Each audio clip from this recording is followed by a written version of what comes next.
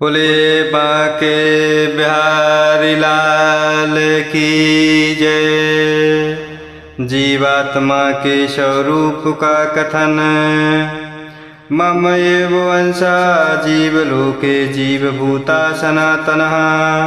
मनसष्ठानीन्द्रियाणि प्रकृतिस्थानि कर्षति। और इस प्रकार भगवान अर्जुन को समझाते हुए कहते हैं कि और हे अर्जुन, इस देह में यह सनातन जीवात्मा मेरा ही अंश है और वही इन प्रकृति में स्थित मन और पांचों इंद्रियों को आकर्षण करता है।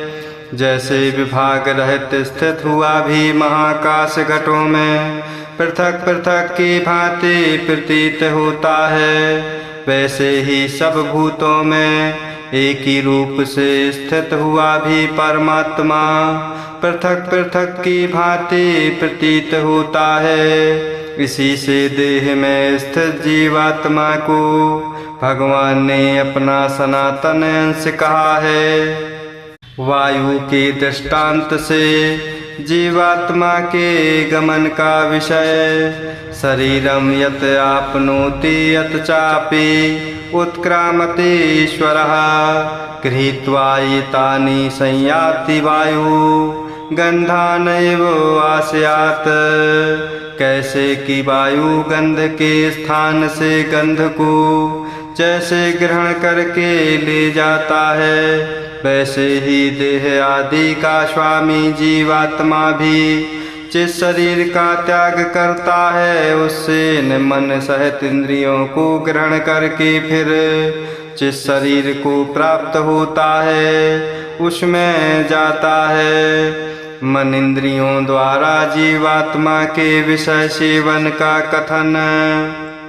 श्रोत्रम चक्षुस्पर्शनम च रसनम घ्राणम एव च अधिष्ठाय मनः चायं विषयान् उपसेवते। और उस शरीर में स्थित हुआ यह जीवात्मा श्रोत्र चक्षु और त्वचा को तथा रसना घ्राण और मन को आश्रय करके अर्थात इन सब के सहारे से ही विषयों का सेवन करता है।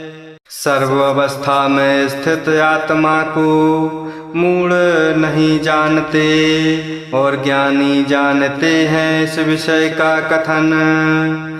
उत्क्रामन्तं स्थितं वापि पुञ्जानं वा गुणावन्तिं विमूढः नानुपश्यन्ति पश्यन्ति ज्ञानचक्षुषा। परंतु शरीर को छोड़कर जाते हुए को अथवा शरीर में स्थित हुए को अथवा विषयों को भोगते हुए को, इस प्रकार तीनों गुणों से युक्त हुए को भी अज्ञानी जन नहीं जानते। केवल ज्ञान रूप नेत्रों वाले विवेकशील ज्ञानी ही तत्व से जानते हैं। यतन्तः योगिना चायनं पश्यन्ति आत्मनि अवस्थितं यतन्तः अपि अकृतात्मनः नायनं पश्यन्ति अचेतसः। क्योंकि यत्न करने वाले योगी जन भी अपने हृदय में स्थित इस आत्मा को तत्व से जानते हैं, किंतु जिन्होंने अपने अंतःकरण को शुद्ध नहीं किया है, ऐसे अज्ञानी जन तो यत्न करते रहने पर भी इस आत्मा को नहीं जानते। परमेश्वर के तेज की महिमा। बोले बांके बिहारी लाल की जय।